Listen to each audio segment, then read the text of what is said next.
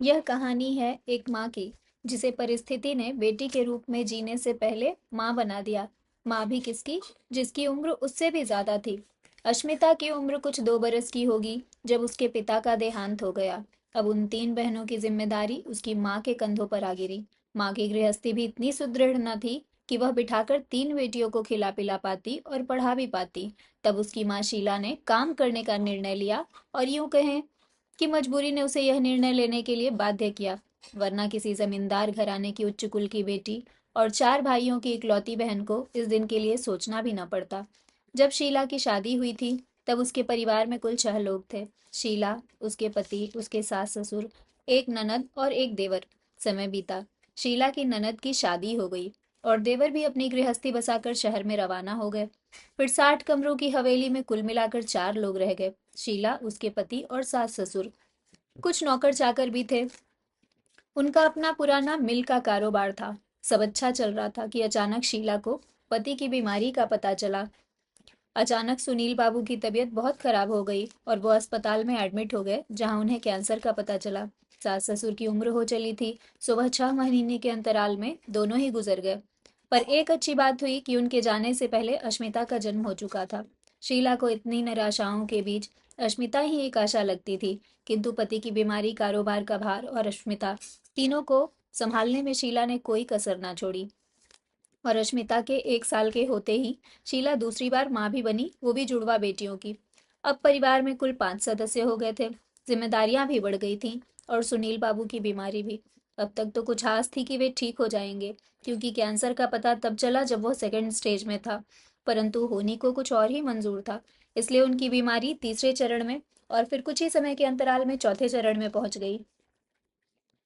तब अश्मिता की उम्र 2 बरस की हो चुकी थी तथा उनकी जुड़वा बहनों की उम्र 1 साल की। अंत समय में सुनील जी को ढाढ़स के अलावा पत्नी को देने के लिए कुछ भी नहीं बच सका।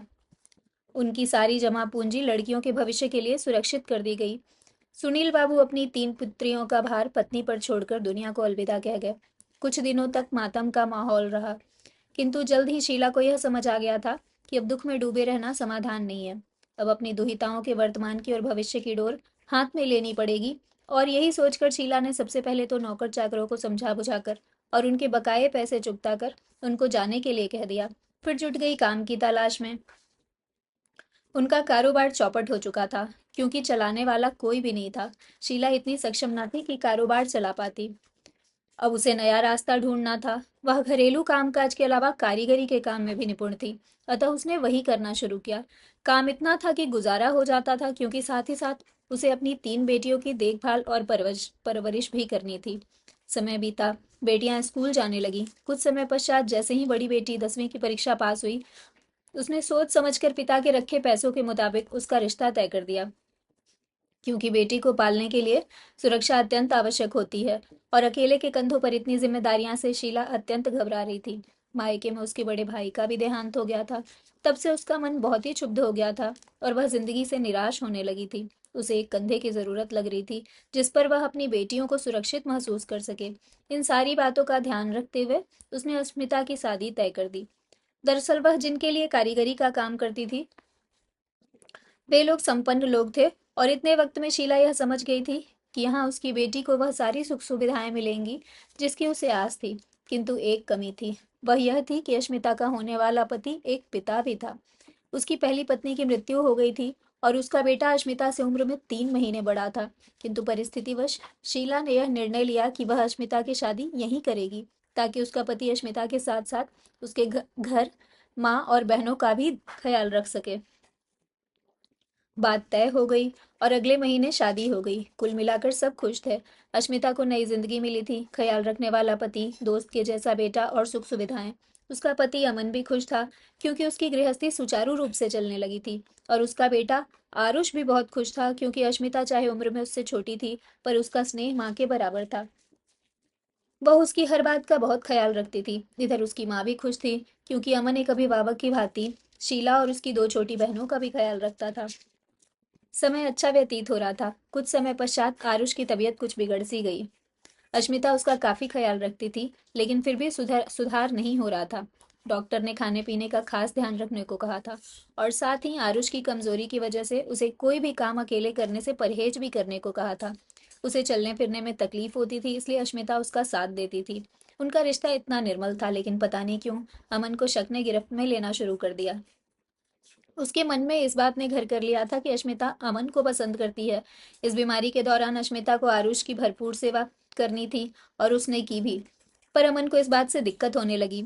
वह हर वक्त अश्मिता से भद्दे सवाल पूछने लगा और आरुष से भी खपा रहने लगा। किंतु आरुष इतनी तकलीफ में था कि अश्मिता उसे छोड़ भी नहीं सकती थी। शुरू के कुछ दिनों तक उसे लग रहा था कि शायद अमन काम की वजह से चिड़चिड़े होकर ऐसा व्यवहार कर रहे हैं, लेकिन धीरे धीरे बात उसकी समझ में आने लगी। आरुष को भी अपने पिता की शंका समझ में आने लगी और वह मन से भी कमजोर पड़ने लगा। पहले माँ का देहांत, फिर बीमारी और अंत में पिता का शक, वो भी ऐसे पवित्र रिश्ते पर। जीने की उसकी इच्छा समाप्त होने लगी। अश्मिता ने भी बरसों बाद खुशी के पल देखे थे और उसकी खुशियों को नजर लग गई थी। बरसों बाद मिला घर और सम्मान, अब वही सम्मान दांव पर था और वह भी किसी अपने ने लगाया था। दुख मर्मांतक हो गया और वह दिन ब दिन गुमसुम होने लगी। अचानक एक दिन वह आरुष को खाना देने पहुंची, तब उसने गीले पलक से अश्मिता से कहा, माँ, माफ कर देना। आपकी ममता और करुणा मेरी वजह से बदनाम हो गई। अब मेरी जीने की इच्छा नहीं होती, पर आपका कर्ज भी चुकाना चाहता हूँ। भगवान से मेरी प्रार्थना रहेगी कि अगले जन्म में मैं आपकी संतान बनकर आऊं, जिसे आप ही जन्म दें। भगवान मुझे अगले जन्म में एक अवसर जरूर दें कि मैं आपकी ममता का कर्ज उतार सकूं। और यह कहकर वह गिर गया। उसका सिर अश्मिता की गोद में आ गिरा और देह निष्प्राण। इन कुछ वर्षों में अश्मिता बेटी से पत्नी और पत्नी से माँ बनी थी और अचानक आज निसंतान भी हो गई। उसे मर्मांतक वेदना हो रही थी। आंखों से आंसू रुक नहीं रहे थे और इत्तेफाक था कि सामने खड़े थे अमन बाबू। उन्होंने इन दोनों का संवाद सुना और पश्चाताप से भर गए। उनके एक शक ने उनके बेटे की अपनी जिंदगी ले ली, पत्नी को जीते जी जिंदा लाश बना दिया। उन्हें यह समझ आ गया था कि जिस माँ की ममता पर उन्होंने लांछन लगाया और शक किया, अब वह शायद कभी नहीं उभरेगी। इसलिए कहते हैं, शक के बीज ना बोएं, जिंदगी बेजान कर देगी और रिश्तों को तार तार। एक हंसता खेलता परिवार उजड़ गया और जीवन मरघट बन गया।